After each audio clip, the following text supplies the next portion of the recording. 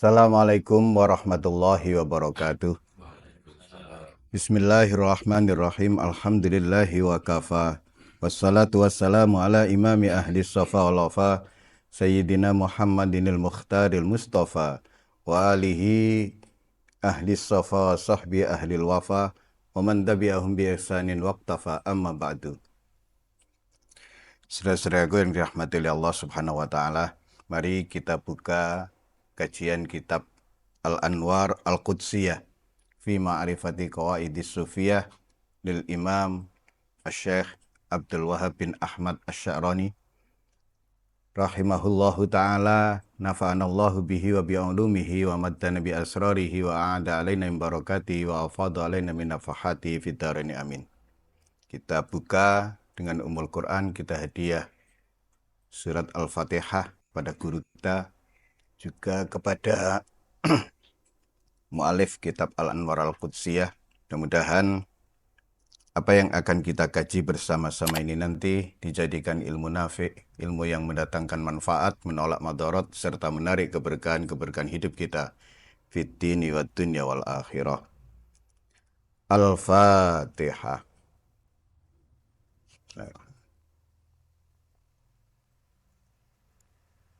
Al-Ikhlas. Al-Ikhlas. Al-Ikhlas. Allahumma salli wa sallim ala Ahmad amrik wa Muhammadin khalqik wa as'ada kaunik adada khalqik wa ridha nafsik wa zinata arsyik wa midada kalimatik. Nas'aluka Allahumma bih wa faqihna fi dini wa ahina ala sunnatih wa amitna ala millatih wa ahsyurna fi zumratih. Bismillahirrahmanirrahim. Ya hadiyu ya alimu ya khabiru ya mubin. Ya hadiyu ya alimu ya khabiru ya mubin. Ya hadiyu ya alimu ya khabiru ya mubin. Ya hadiyu ya alimu ya khabiru ya mubin. Ya hadiyu ya alimu ya khabiru ya mubin. Ya hadiyu ya alimu ya khabiru ya mubin. Ya hadiyu ya alimu ya khabiru ya mubin. Al-Fatihah. Bismillahirrahmanirrahim. Qala musannif kitab Al-Anwar Al-Qudsiyah fi Ma'rifati Qawaidis Sufiyah Asy-Syaikh Abdul Wahab bin Ahmad Asy-Sya'rani nafa'anallahu bihi wa bi'ulumihi wa maddana bi asrarihi wa a'ada alaina min barakatihi wa afadha alaina min nafahati fid dharain amin. Halaman 14 baris keempat. Kemarin di pertemuan sebelumnya kita sampai pada ikhtara al-lauha wal qalamal a'la, bahwa Allah menciptakan lauh, papan, dan pena yang tertinggi. Kemudian wa ajrahu katiban fi khalqihi ila yaumil fasli wal qada.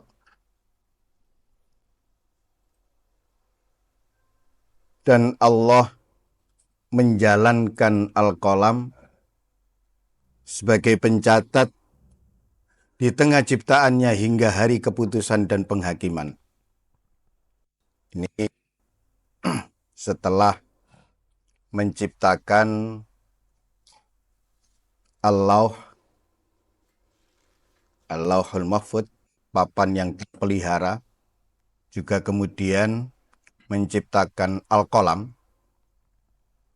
Kemudian al-qalam, pena tersebut dijalankan oleh Allah sebagai pencatat, sebagai penulis.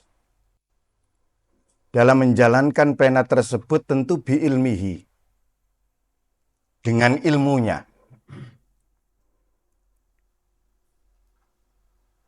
Ini menunjukkan bahwa al-qalam, pena yang dipakai menulis takdir setiap makhluk, ini berlangsung terus-menerus. Setiap peristiwa, setiap kejadian, setiap amal perbuatan manusia dalam kesehariannya dicatat oleh al-qalam. Ini tugas khusus yang diberikan oleh Allah kepada al-qalam. Nah, dari kalimat wa ajrahu katiban fi khalqi ila yaumil fasli wal qada, ini menunjukkan bahwa Allah memiliki pengetahuan yang sempurna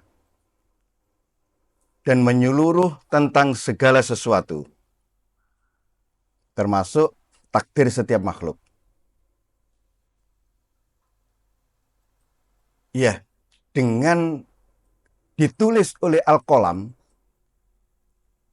setiap makhluk, kita bisa bayangkan berapa jumlah makhluk. Jumlah jenis manusia saja sudah tidak terhitung. Belum bangsa jin, belum makhluk-makhluk yang lain. Nah, semuanya dicatat oleh al-qalam. Pencatatan al-qalam ini mencerminkan ilmu Allah yang tidak terbatas. Bayangkan kita di setiap peristiwa kejadian, kita mengucapkan apa, kita mendengarkan apa, kita kerentek apa, terus kemudian kita catat.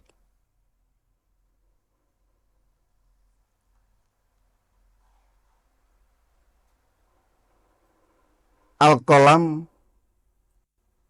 merupakan simbol dari kehendak Allah yang memastikan keteraturan alam semesta. Al-qalam merupakan salah satu manifestasi dari ilmu Allah yang mutlak dan meliputi seluruh makhluk. Wa ajrahu katiban. Ketika al-qalam dijalankan, ini berarti Allah memerintahkan kepada al-qalam, pena, untuk menulis takdir setiap makhluk. Sejak awal penciptaan hingga hari penghakiman. Di istilah yang digunakan di redaksi ini adalah hari penghakiman. Yaumul qada. Hari penentuan.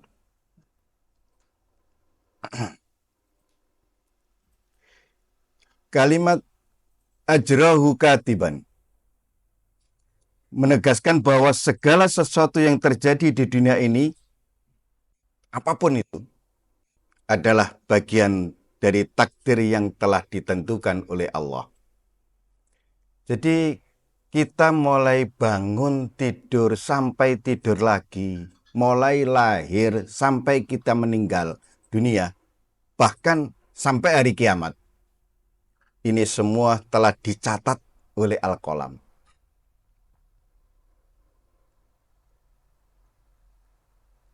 Lantas bagaimana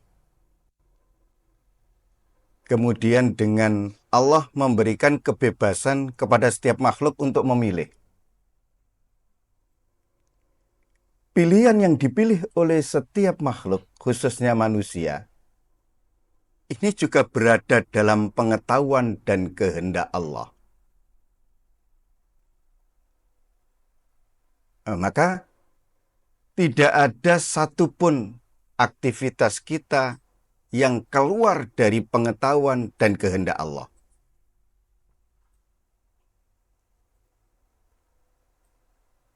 Kalimat fi khalqihi artinya penulisan takdir tersebut mencakup seluruh makhluk. Ini tidak hanya manusia, berarti binatang, apapun jenis binatang itu, takdirnya juga sudah ditentukan oleh Allah. Al-Qalam tidak hanya menulis peristiwa besar,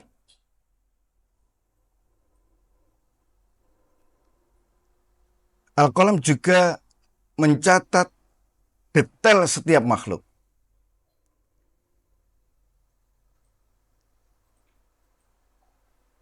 Perjalanan umat manusia di permukaan bumi ini sesuatu yang besar. Keteraturan semesta raya ini sesuatu yang besar. Ini dicatat oleh Al-Qalam.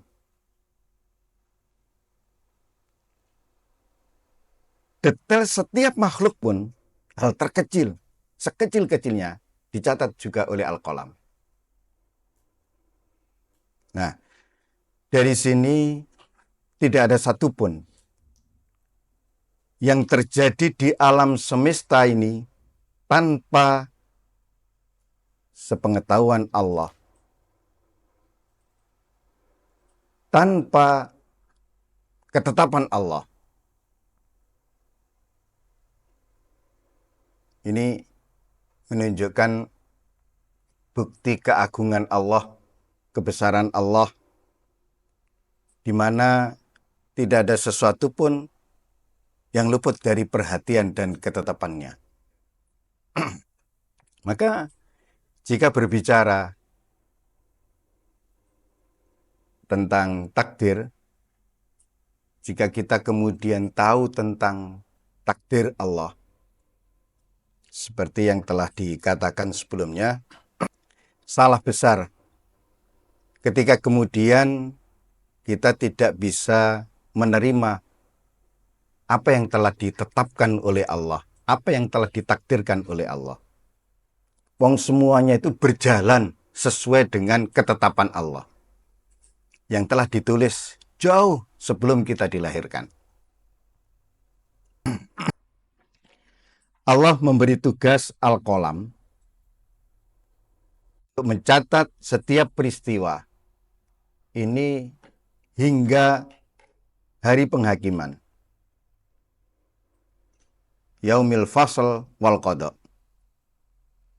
Hari penghakiman itu hari di mana semua manusia dan makhluk lainnya akan diadili berdasarkan apa yang telah ditetapkan dan apa yang telah mereka lakukan selama hidupnya. Jadi ada pencocokan antara ketetapan dengan apa yang dilakukan oleh manusia.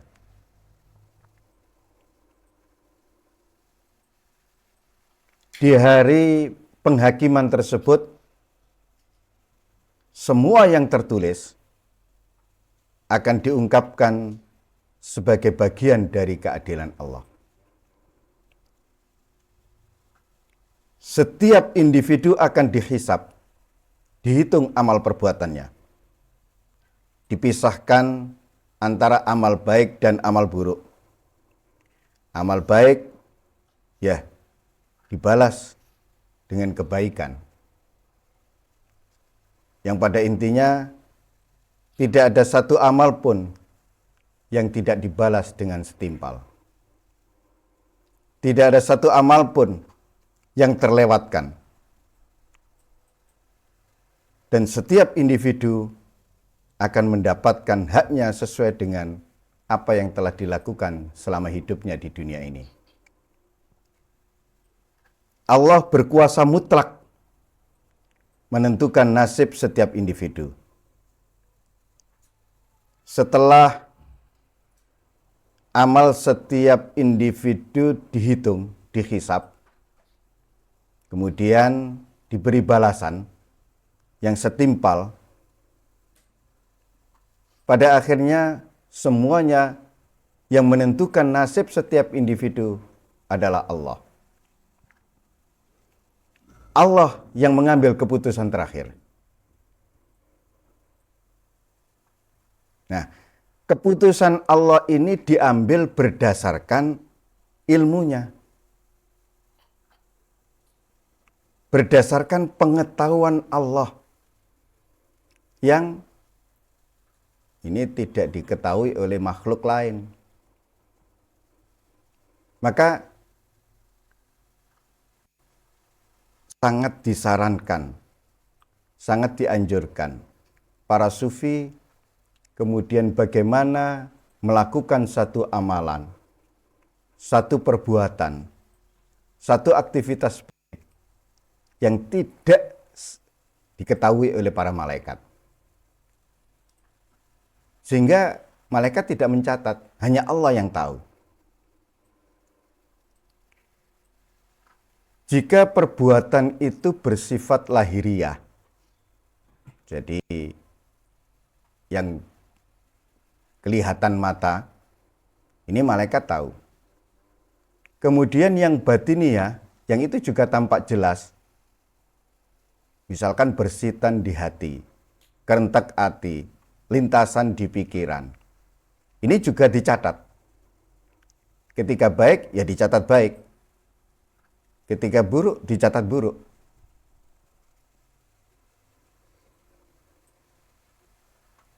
Ada yang tidak mampu dicatat oleh para malaikat, yaitu amalan-amalan yang bersifat sangat rahasia. Sebagaimana sabda Nabi, afdalu dzikri az-zikrul khafi, wa afdalu rizki ar-rizku ma yakfi. Zikir yang paling utama adalah zikir khafi. Zikir khafi ini sudah tingkatan tinggi. Orang yang berzikir dengan zikir khafi ini tidak ada seorang pun yang tahu kalau dia sedang berzikir. Hanya Allah yang tahu. Mereka mencukupkan, hanya Allah yang tahu. Wa kafa billahi syahidah. Ini proses panjang dari zikir lisan, zikir nafas, zikir qalb, zikir ruh. Setelah itu baru zikir khafi. Setelah zikir khafi baru zikir akhfa. Kita sampai di tingkat zikir qalb saja, zikrul qalbi sudah luar biasa. Apalagi zikrul ruh. Berarti ya boleh jadi di tingkatan zikir ruh masih dicatat oleh malaikat, masih diketahui oleh malaikat. Kalau zikrul khafi ini malaikat tidak tahu sehingga tidak mencatat. Setan pun tidak tahu sehingga tidak menggoda. Nah, inilah yang kemudian di hari akhir nanti, di yaumil fasl wal qada, Allah yang memutuskan terakhir. Allah yang mengambil keputusan. Apakah ia ahli surga atau ahli neraka. Ini setelah pertimbangan dihitung amal dan lain sebagainya. Kemudian mereka-mereka yang ahli di dalam merahasiakan amal perbuatannya, ini ditunjukkan oleh Allah.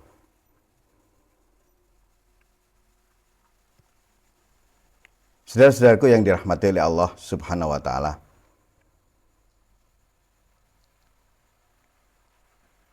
Di benak kita tentu kemudian terlintas pikiran, pertanyaan, kalau semuanya sudah ditentukan oleh Allah, A sampai Z-nya setiap makhluk, sudah ditakdirkan oleh Allah, lantas bagaimana dengan upaya manusia, upaya makhluk khususnya manusia, dengan usaha manusia?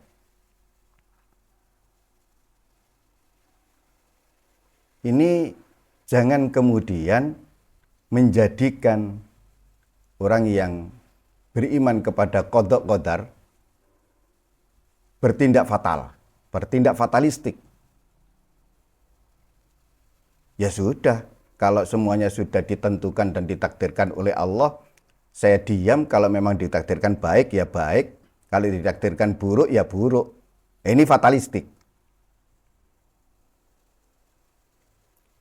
Justru semakin benar keimanan seseorang kepada qadha dan qadar, ia justru semakin berusaha menjalankan perintah dengan sebaik mungkin.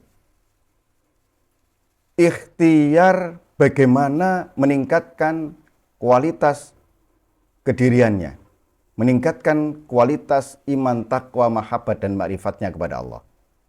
Justru seperti itu. Dan menjalani hidup sesuai dengan aturan Allah, aturan Rasulullah, dan seterusnya. Nah, ini bukti bahwa yang bersangkutan benar dan baik imannya kepada qadha qadar.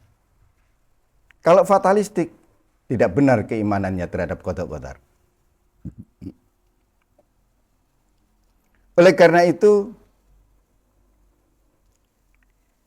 di sisi lain, dalam urusan misalkan duniawi atau permasalahan apapun, ketika benar pemahaman kita bahwa di setiap hari kita masing-masing, Al-Qalam bekerja, menulis dan mencatat peristiwa, kejadian, tindakan, perbuatan kita masing-masing. Nah, dari situ jika kita benar dan baik percaya kita kepada qadha qadar, setiap mengalami permasalahan apapun, setiap kali menghadapi kesulitan apapun, niscaya yang bersangkutan akan menyerahkan sepenuhnya kepada Allah. Nah, disinilah letak tawakal itu.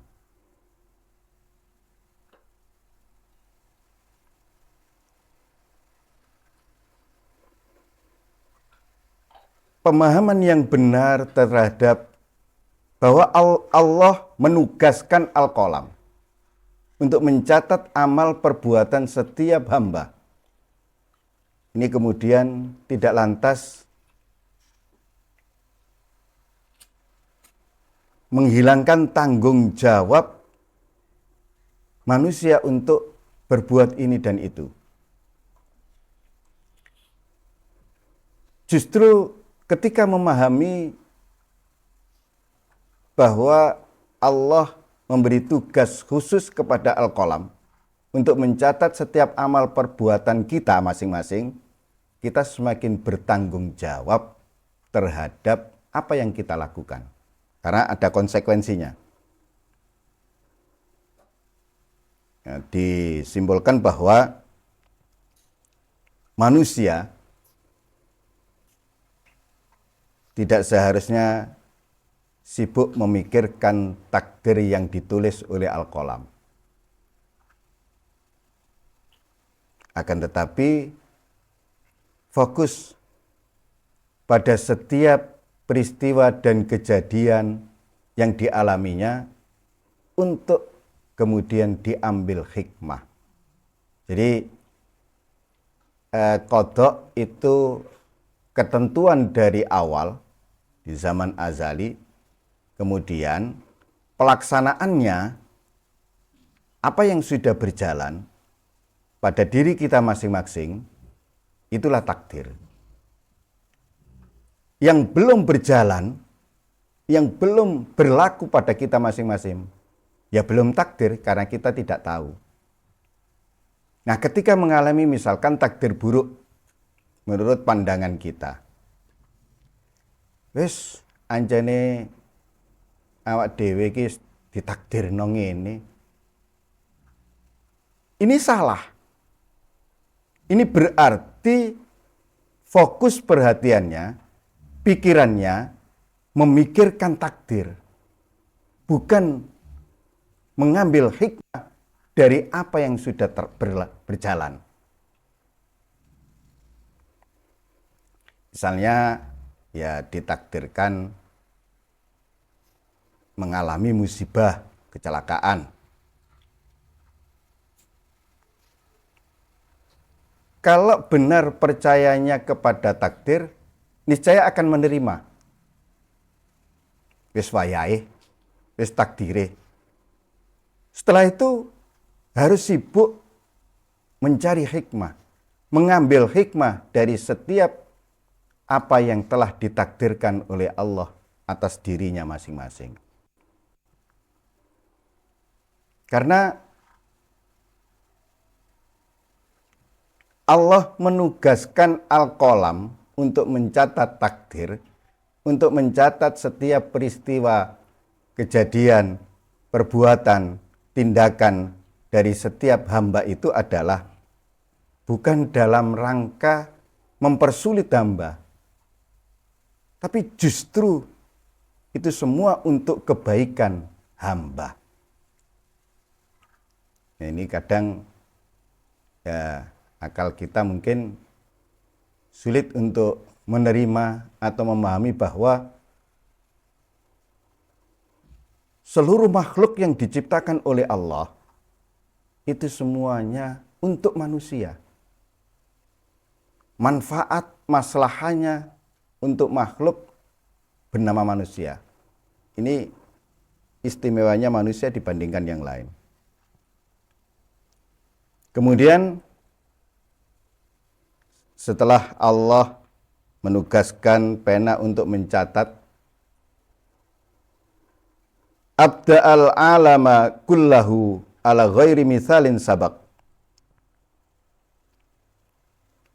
Dia menciptakan seluruh semesta ini tanpa contoh yang telah ada sebelumnya. Ini kita dikenalkan oleh musannaf salah satu sifat Allah, salah satu asma Allah Al-Badi'.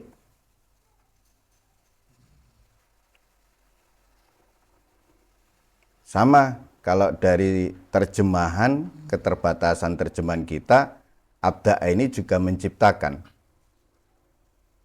Ciptakan dari yang belum ada menjadi ada.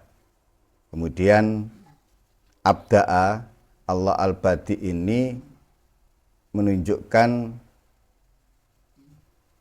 ide-ide baru, inovasi dan kreativitas Allah.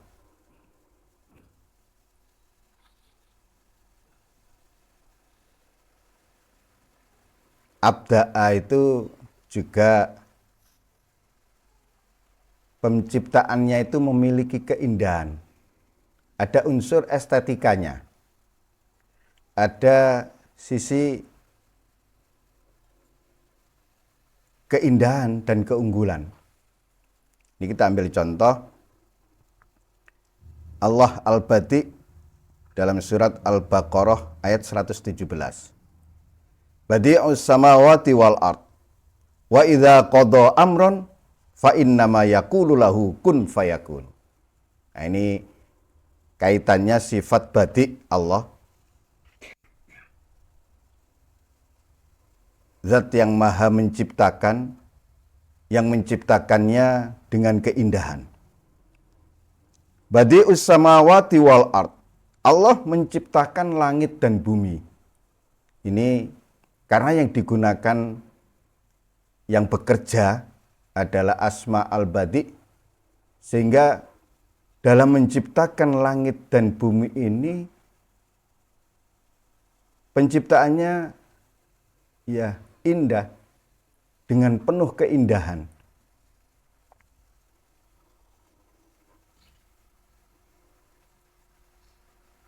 Wa idza qada amron, apabila Allah hendak menetapkan sesuatu, fa innama yaqulu lahu kun fayakun.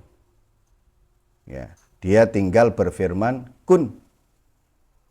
Jadilah. Fayakunu, maka terjadilah sesuatu itu. Ini juga jangan digambarkan seperti ucapan kita, ya seperti orang sulap itulah, bim salah bim, bukan begitu.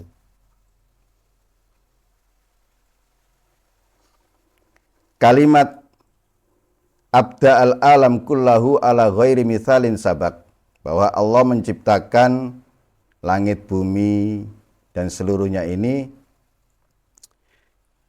nggak ada contohnya, nggak meniru siapa-siapa. Nah, dari sini,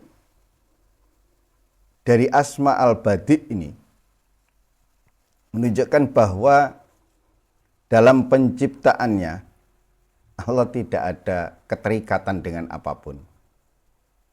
Tidak ada batasan, tidak ada pola, dan lain sebagainya. Allah, kesimpulannya adalah Allah adalah satu-satunya pencipta yang memiliki kemampuan untuk menciptakan sesuatu dari ketiadaan, menciptakan sesuatu dengan penuh keindahan. Wa khalaqal khalqa wa khalaqa ma khalaq. Ini juga kaitannya dengan penciptaan. Dan dia menciptakan makhluk dan menciptakan apa yang telah dia ciptakan. Ini kalimatnya seperti itu. Allah menciptakan ciptaan dan menciptakan apa saja yang telah dia ciptakan. Nah, kita tahu ini kata yang sering berhubungan, yang kita kenal, kata khalaqa. Ini berkaitan dengan kholqun, makhluk, Allah al-khaliq. Ini juga sama. Allah menciptakan dari ketiadaan, asalnya tidak ada, kemudian diciptakan. Ini khalaqa. Tapi kata khalaqa di sini berbeda dengan kata abda'a yang di atas tadi. Dalam penciptaannya,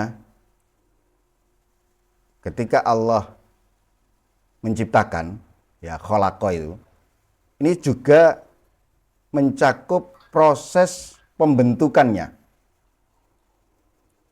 proses pengaturan makhluk.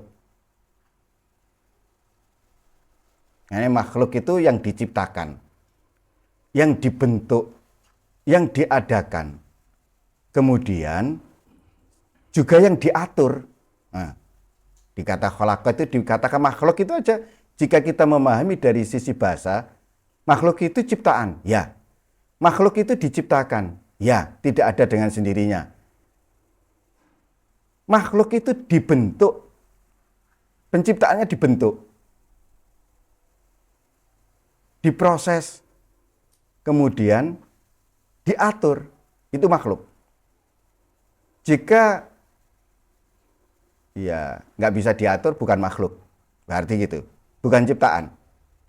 Kalau kita berkata, kita merasa diri kita adalah makhluk, berarti kita ini ada yang menciptakan, yaitu Allah, Al-Khaliq. Kita ini diciptakan, kemudian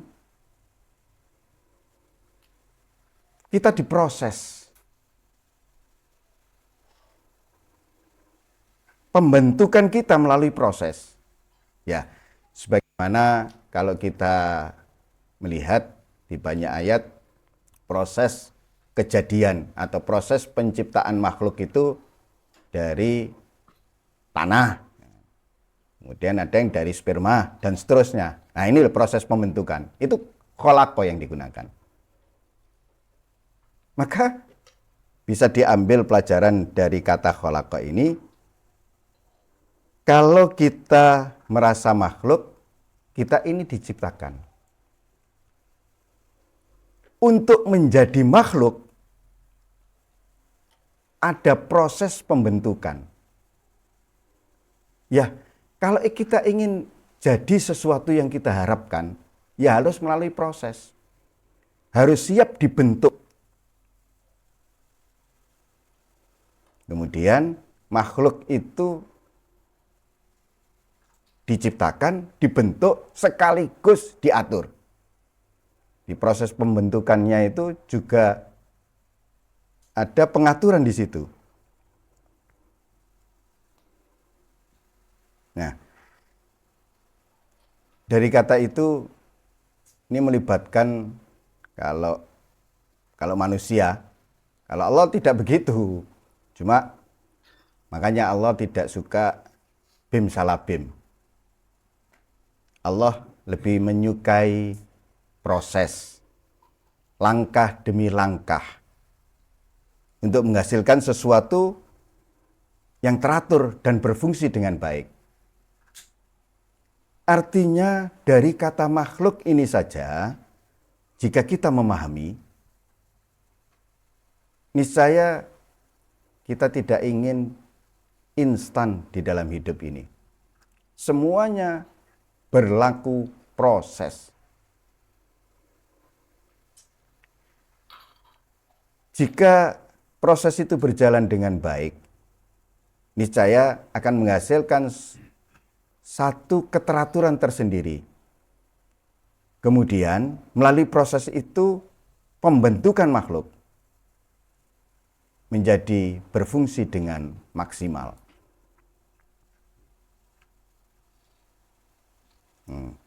Dari kata khalaqa ini aja sudah luar biasa kita mengambil pelajaran.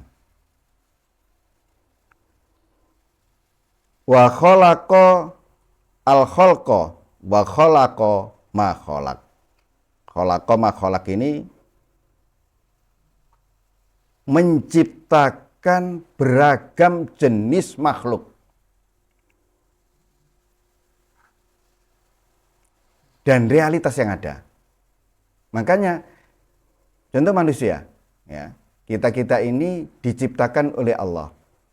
Kemudian proses penciptaannya, ini penciptaannya melalui proses, pembentukannya melalui proses, pengaturannya diatur sedemikian rupa. Jadi mulai dari sperma, kemudian menjadi segumpal darah, seterusnya segumpal daging, kemudian daging itu dibungkus dengan tulang, dan seterusnya, sampai kemudian sempurna menjadi makhluk yang dinamakan manusia, lahir.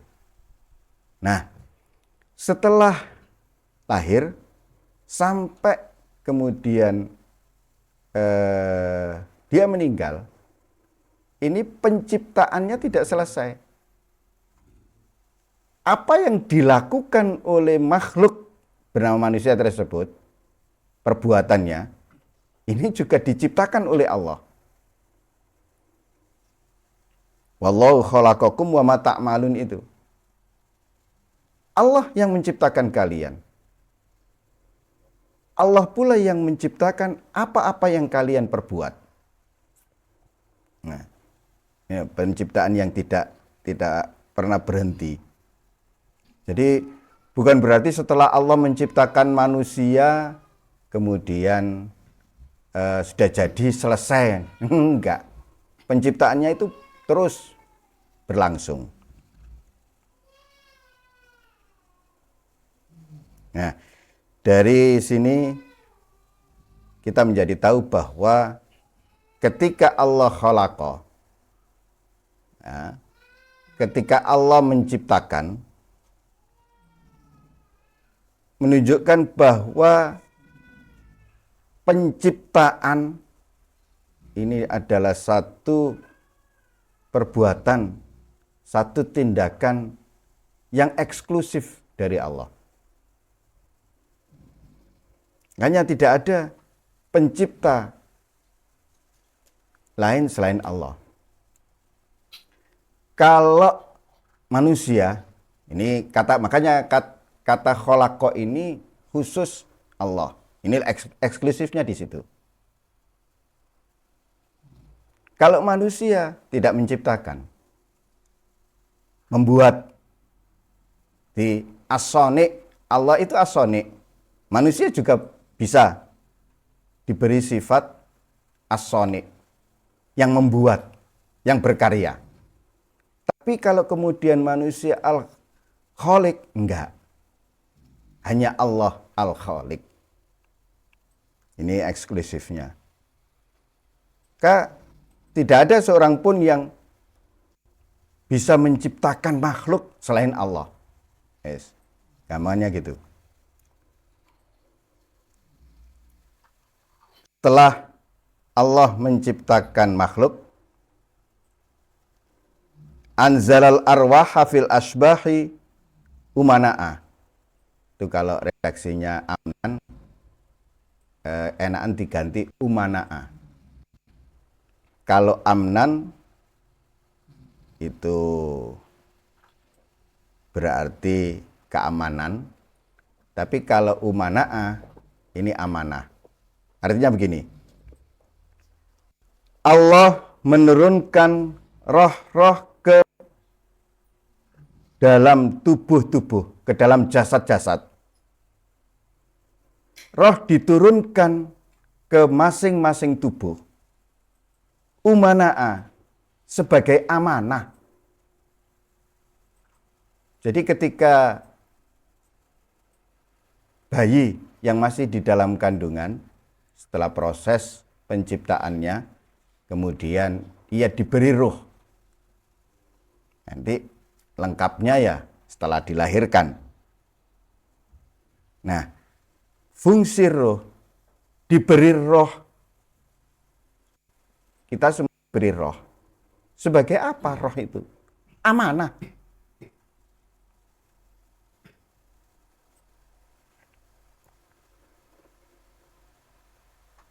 Nah, maka ini kita renungkan mulai dari awal. Penurunan roh ke dalam tubuh. Ketika seorang anak manusia telah dimasuki roh, gitu aja. Roh telah ditiupkan ke dalam tubuhnya. Tubuhnya telah ditempati roh.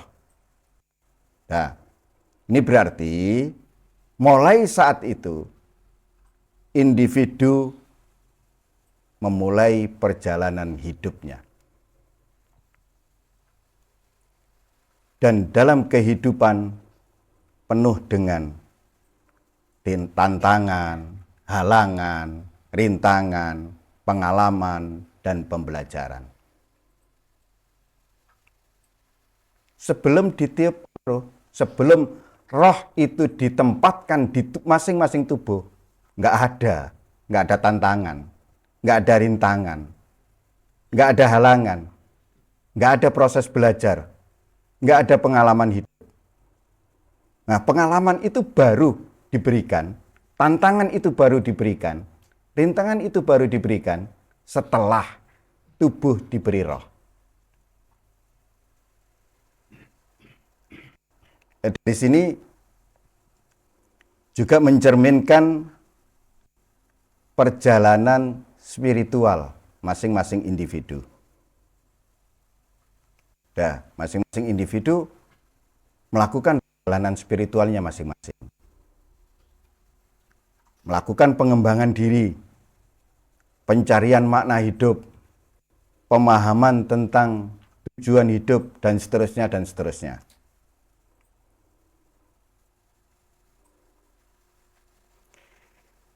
Tubuh yang telah diberi roh, manusia yang sudah diberi roh, ini sama dengan ia memiliki potensi spiritual. Kita tahu bahwa roh itu ditiupkan oleh Allah ke dalam tubuh manusia. Wa nafakhtu fihi min ruhi, dan telah aku tiupkan dari rohku ke dalam tubuh manusia, anak manusia. Ditiupkan roh yang itu dari roh Allah. Nah, dari situ tidak ada rohani setiap anak manusia yang tidak ada nilai spiritualnya, itu tidak ada. Tinggal kemudian dikembangkan apa tidak.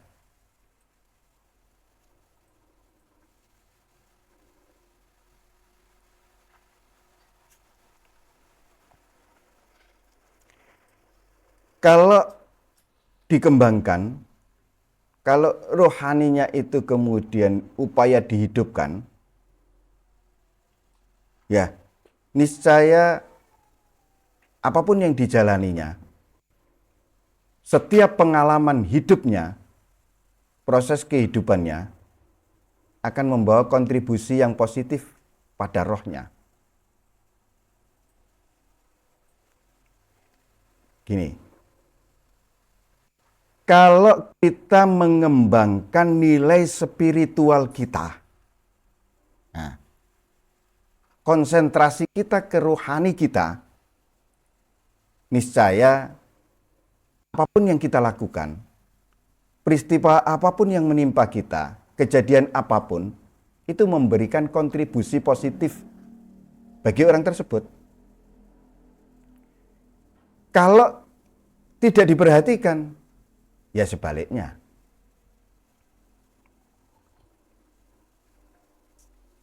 Nah, ini coba kita renungkan. Anzalal arwaha fil asbah umana. Roh itu apa? Roh adalah esensi spiritual yang diturunkan oleh Allah ke dalam tubuh. Inti dari spiritual itu, ya roh itu. Makanya yang berbicara atau seringkali kemudian menyangkut ketuhanan, ya rohani. Karena memang esensi spiritual itu adalah roh. Roh itulah esensi spiritual yang bisa kontak, berhubungan, merasakan kehadiran Allah, merasakan kebersamaan Allah, dan seterusnya, dan seterusnya. Itu roh. Roh juga esensi kehidupan. Ini kita semua tahu. Yang nggak ada roh, yang nggak hidup. Jadi bangkai. Hidupnya tubuh karena ada rohnya. Kalau rohnya sudah tidak ada lagi di dalam tubuh, ya tidak hidup lagi. Maka roh ini adalah esensi kehidupan setiap makhluk yang diberikan oleh Allah. Nah, roh itu juga bagian dari diri kita, bagian dari manusia. Bagian dari diri manusia yang tidak tampak. Tapi keberadaannya sangat penting.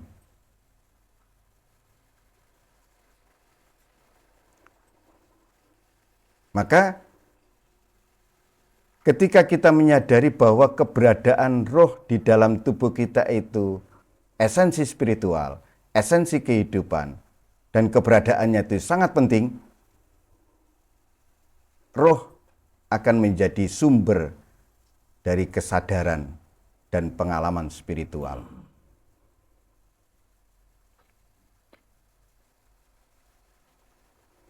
Maka yang harus terus dihidupkan adalah kesadaran rohani kita. Jika rohani kita telah sadar, ya, ia akan mengalami pengalaman-pengalaman spiritual. Yang belum mengalami pengalaman spiritual karena rohnya belum sadar. Ya mungkin masih tidur. Yang ini harus dibangunkan, disadarkan. Oleh karena itu, tanpa roh, tubuh tidak dapat berfungsi dengan baik. Tanpa nilai spiritual, ya, tubuh tidak akan ada nilainya. Tidak ada nilainya apa-apa. Dari sini kita menjadi tahu bahwa identitas diri manusia yang paling inti adalah rohnya.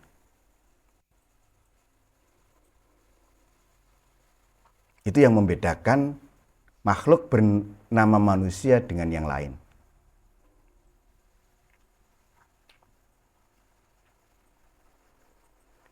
Kita tahu roh itu adalah bagian roh kita.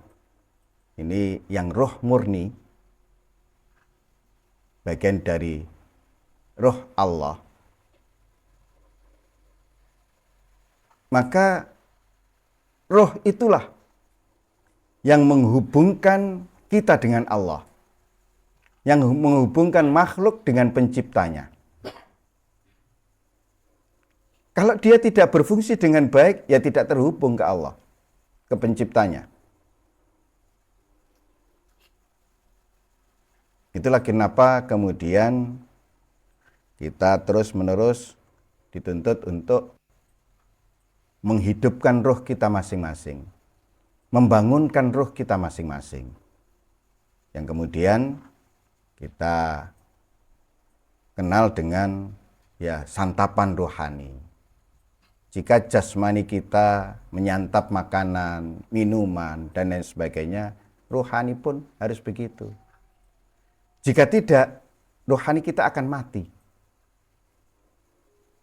Rohani yang tidak pernah diberi santapan rohani, dia akan kurus, sakit, kemudian mati. Padahal di rohani, ini yang intinya adalah roh itu, itulah media kita dengan Allah. Roh itulah yang merasakan kehadiran Allah, kapanpun dan dimanapun kita berada.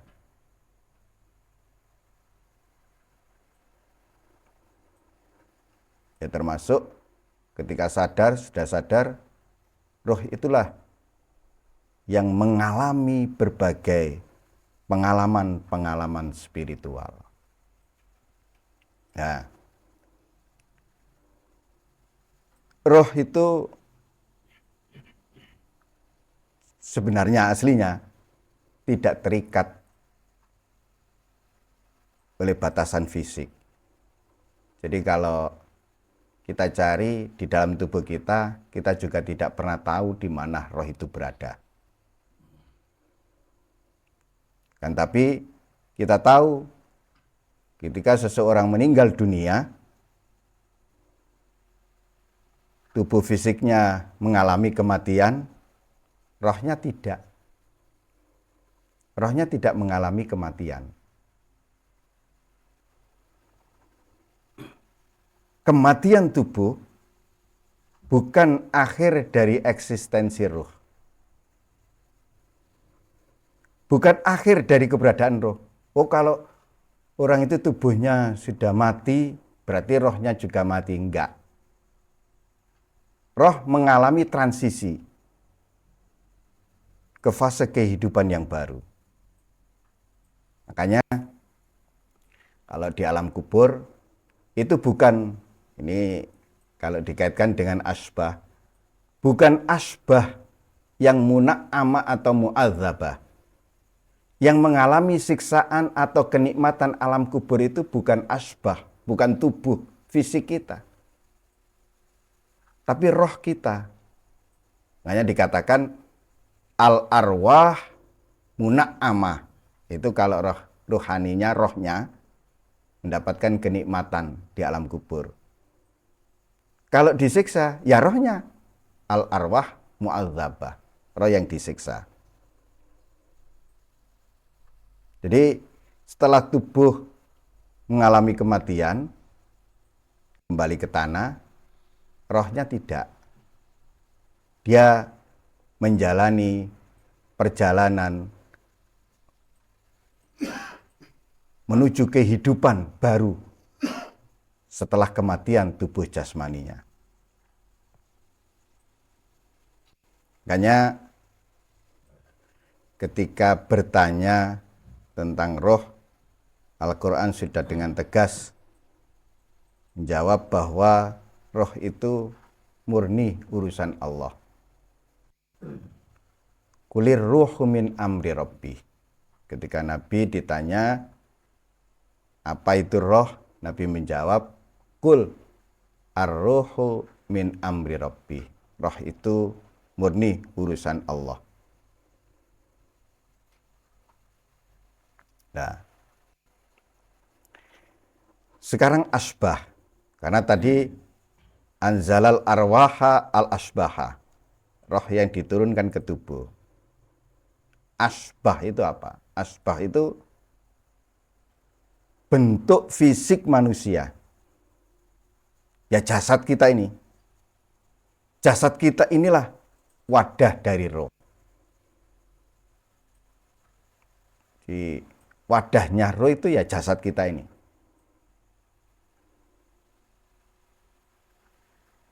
Tubuh kita, jasad kita, ini adalah kendaraan yang membawa, mengantarkan roh selama kehidupan di dunia.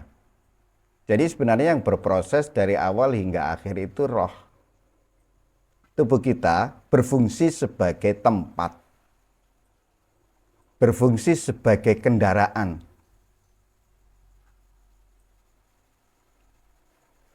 Rohnya itu yang pemiliknya, supirnya. Nah, maka ironis, ketika kita tahu bahwa tubuh kita, jasad kita, ini wadah bagi roh. Tubuh kita, kendaraan bagi roh. Lah kok kendaraan ngatur supire? Roh itu supirnya. Ya supir itu yang mengendalikan, yang ngatur kendaraan. Jangan dibalik.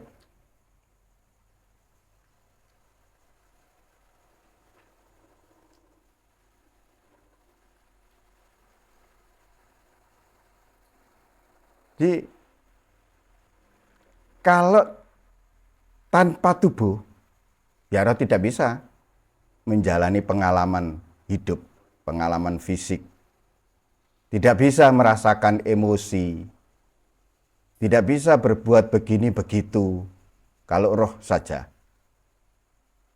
Nah, dia mengalami begini begitu, mengalami emosi, merasakan emosi, mengalami pengalaman fisik dan seterusnya, itu saat roh berada di dalam tubuh.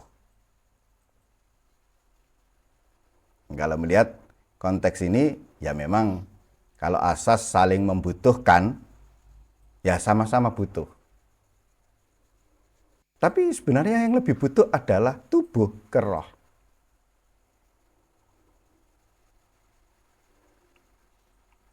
Nah, jika kita sudah memahami bahwa tubuh adalah wadah bagi roh kita, tubuh adalah kendaraan bagi roh kita, maka pemahaman ini membawa konsekuensi, tanggung jawab. Karena apapun yang dilakukan oleh tubuh, oleh jasad, akan membawa dampak kepada roh.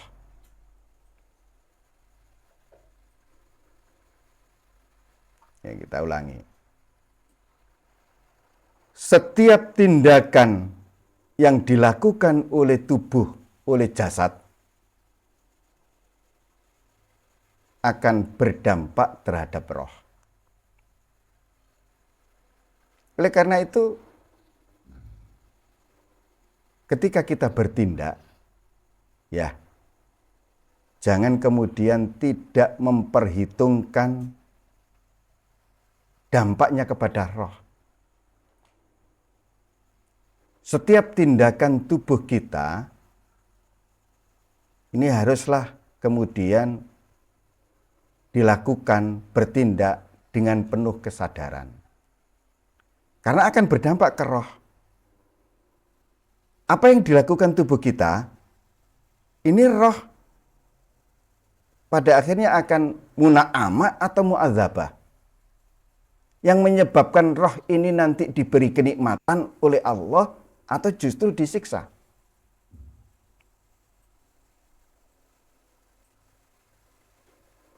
Nah, dari situlah kemudian semua yang dilakukan oleh tubuh akan dimintai pertanggungjawaban oleh Allah.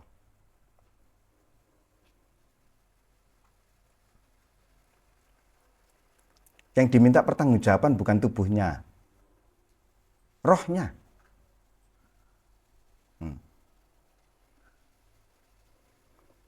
Nah, sekarang kata umana'a. Jadi roh diturunkan, ditempatkan ke tubuh itu sebagai amanah. Amanah itu ya segala sesuatu yang dipercayakan kepada seseorang untuk dijaga dan dilaksanakan dengan baik. Maka roh di dalam tubuh ini harus dijaga, kemudian ya diperlakukan dengan baik.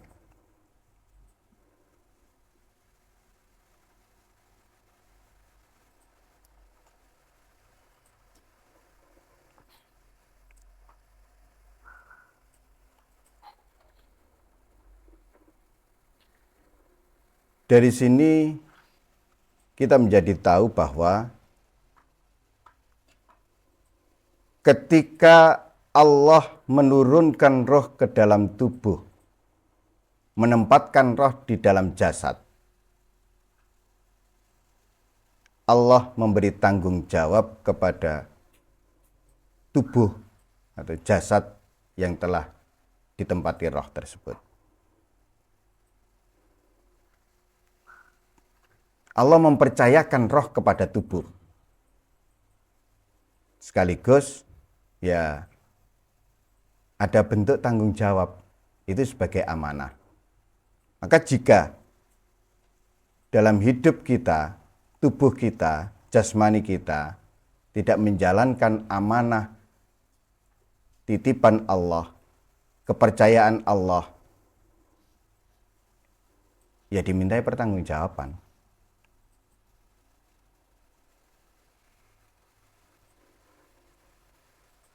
Oleh karena itu, roh itulah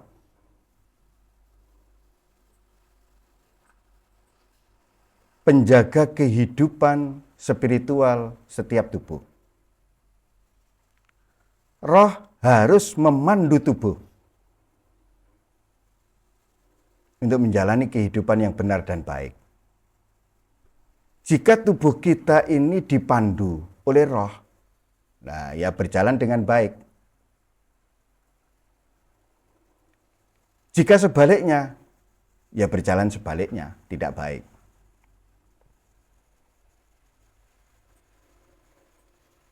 Ini uniknya makhluk bernama manusia itu di situ.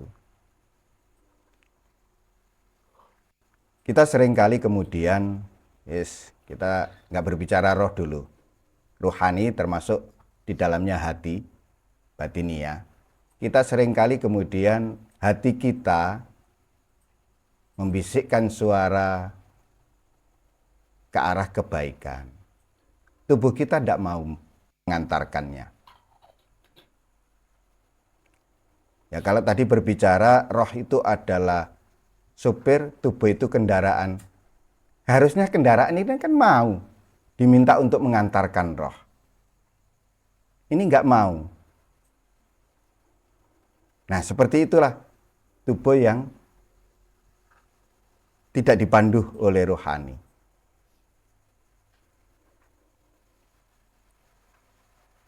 Oleh karena itu, ya bagaimanapun juga antara roh dan tubuh kita, antara jasmani dan rohani kita, ya harus bekerja sama. Harus saling berinteraksi. Karena ada hubungan timbal balik. Agar kehidupan berjalan dengan seimbang. Ini karena ada kemudian seseorang yang hanya memperhatikan roh, tidak memperhatikan jasmaninya. Ya, jasmaninya juga akan sakit dan meninggal. Nah, ini dari sinilah pentingnya keseimbangan jasmani dan rohani. Kalau ditanya, mana yang harus diperbaiki dulu? Mana yang harus dihidupkan dulu? Santapan mana yang harus didahulukan? Ya santapan rohani daripada santapan jasmani. Kalau menuntut ada mana yang harus didahulukan.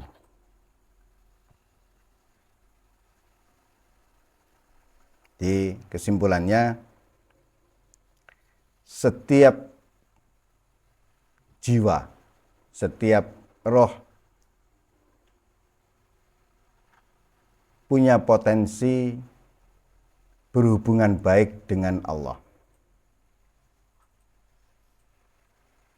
Ya tentu melalui proses spiritual, proses tirakat dan diato.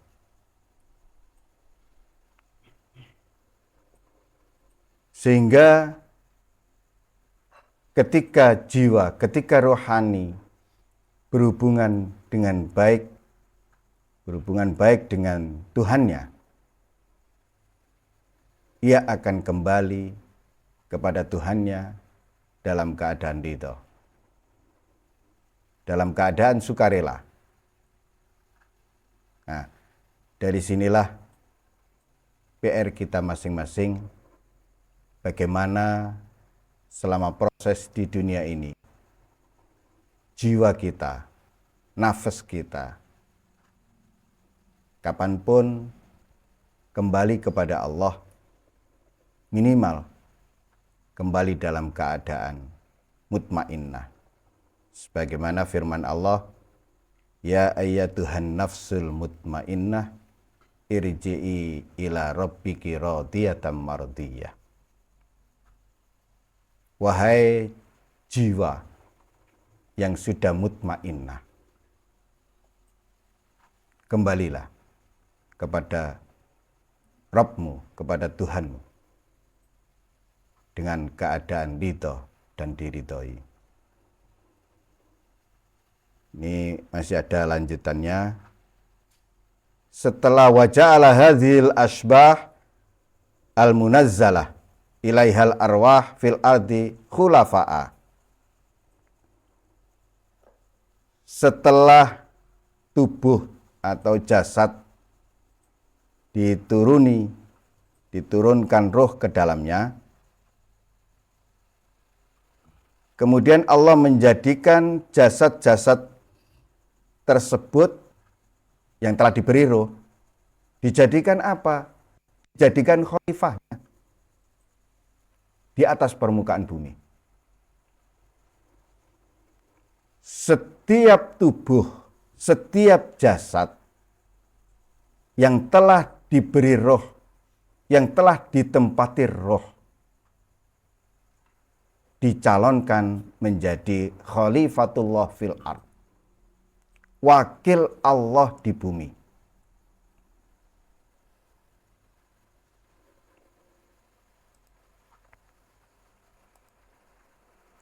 Ini menunjukkan betapa istimewanya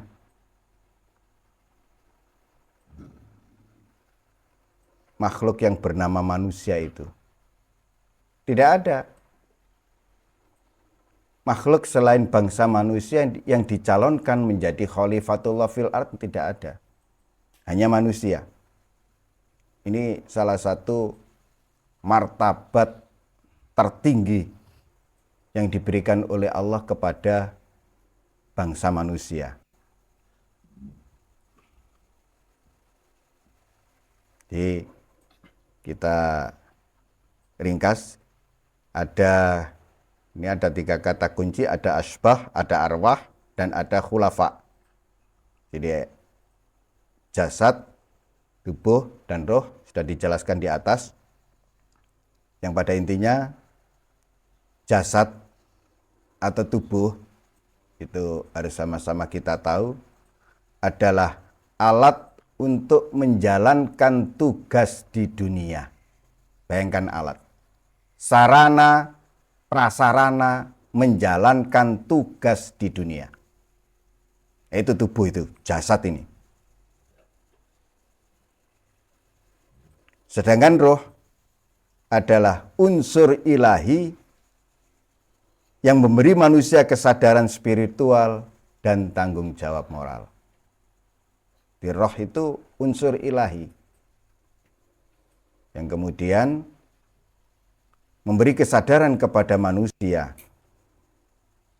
Nah, setelah tahu bahwa jasad itu adalah alat untuk menjalankan tugas, kemudian roh ini unsur ilahinya, dari situlah kemudian Allah menjadikan tubuh yang adanya itu sebagai khalifah. Ya, sebagai khalifah, sebagai penjaga, sebagai wakil Allah di bumi, sebagai pengelola yang bertugas menciptakan keseimbangan. Nah, keseimbangan dalam hal apapun, dalam hal fisik, non-fisik, spiritual, emosi, dan seterusnya. Itu di antara peran khalifah.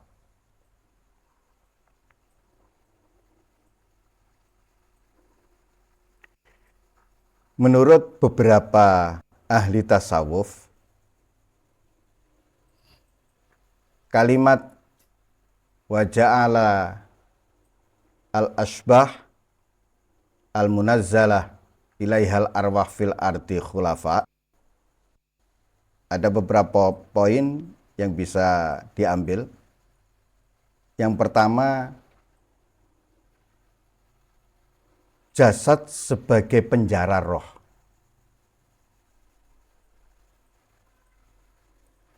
Seringkali yang menghalangi roh kembali ke asalnya, yaitu ke Allah, ya jasad ini. Karena roh kita akan kembali ke Allah. Ia berasal dari Allah dan akan kembali ke Allah. Yang menghalangi proses kembalinya roh, jasad kita ini. Makanya jasad kita ini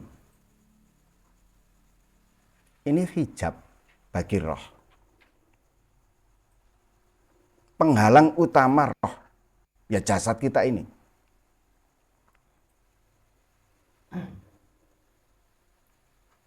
Nah, kalau demikian berarti roh yang diturunkan ke tubuh ini roh yang dihukum? Enggak. Karena konotasi kalau di penjara tadi itu dihukum. Enggak. Justru ya sarana pembelajaran spiritual itu saat roh ditempatkan di tubuh. Nah, maka jika kita lebih memperhatikan sisi rohani kita, pasti sisi jasmani kita kalah. Jika kita lebih mengutamakan sisi jasmani kita, sisi rohani kita kalah. Nah, penghalang penjara utama rohani kita masing-masing melakukan perjalanan spiritual kembali ke Allah, roh itu yang menghalangi tidak selain tubuh kita masing-masing, diri kita masing-masing, ya nafsu kita itu. Poin kedua, khalifah sebagai pencari kebenaran. Setelah tubuh jasad ditempati roh, kemudian Allah mencalonkan tubuh yang telah diberi roh itu menjadi khalifahnya. Ya tentu ada yang sukses dan ada yang tidak. Dari sini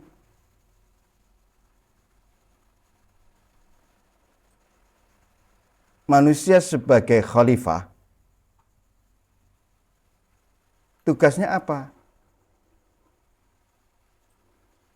Menemukan, mengenal sifat, asma, perbuatan Allah.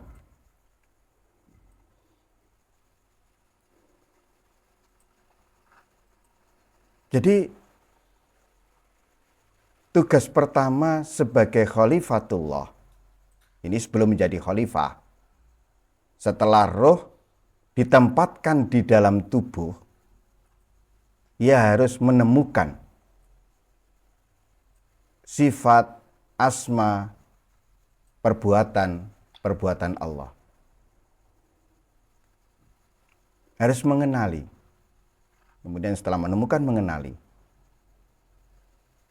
Berikutnya tentu merefleksikan sifat, asma, perbuatan Allah itu dalam kehidupan sehari-hari.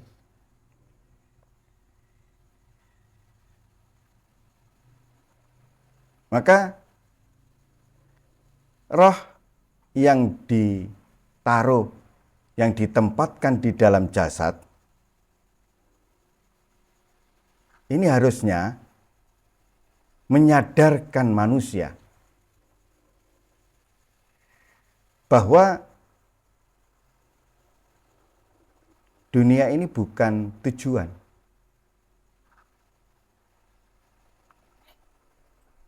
Dunia ini sebagai tempat ujian, tempat penempaan untuk kembali kepada Allah.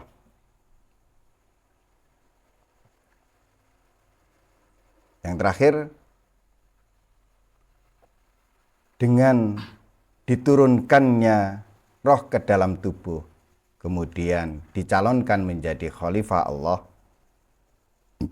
mengandung pengertian inilah perjalanan menuju kesempurnaan, menuju insan kamil, yaitu ketika jasad, ketika asbah benar-benar telah tunduk kepada roh. Roh itu makom tertinggi, berasal dari ketinggian. Sementara jasad kita dari tanah. Yes, kalau kita bahasakan, roh itu dari langit. Tubuh kita, jasad kita dari bumi, dari tanah. Nah, tubuh kita, jasad kita harus benar-benar tunduk kepada roh kita.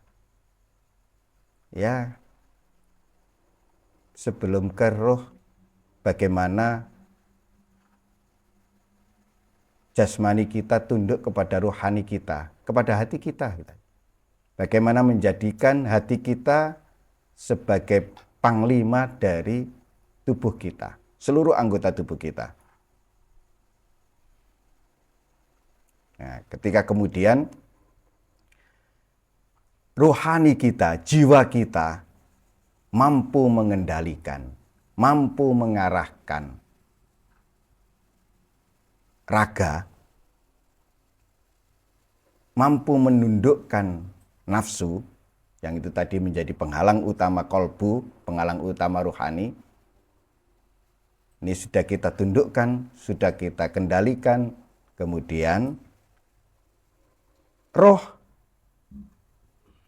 mampu menyelaraskan dirinya dengan kehendak Allah. Sing iso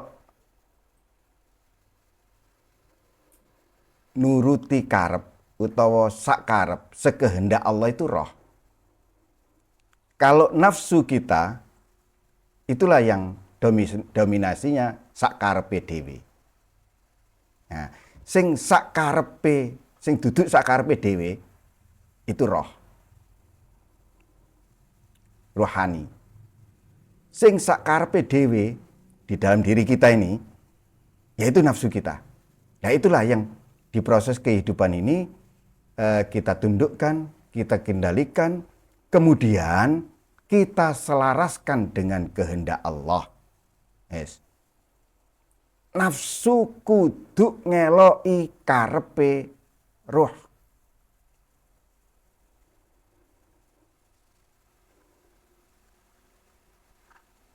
Nah, setelah bisa demikian, inilah akan dicalonkan menjadi khalifah Allah.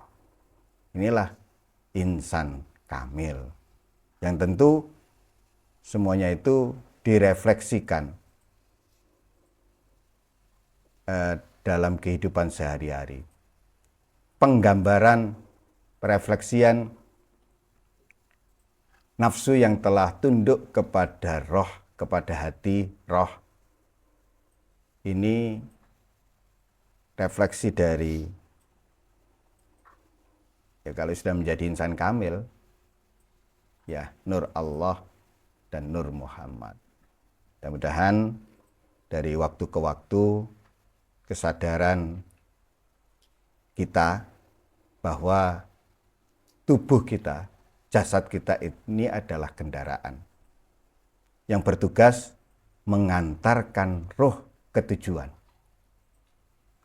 Roh berasal dari Allah dan akan kembali kepada Allah. Mudah-mudahan sedikit materi yang bisa kita kaji di kesempatan malam hari ini dijadikan ilmu nafi', ilmu yang mendatangkan manfaat kepada kita semua, dan kita semua semoga senantiasa mendapatkan bimbingan taufik dari Allah Subhanahu wa Ta'ala yang terus-menerus diberikan daya dan kekuatan untuk menyempurnakan keimanan dan keislaman kita masing-masing menuju maqam ihsan. Ja'alanallahu wa iyyakum minal muridin as-shadiqin wa adkhalana wa iyyakum fi zumrati ibadihi sholihin al-muslihin. Wassalamualaikum warahmatullahi wabarakatuh.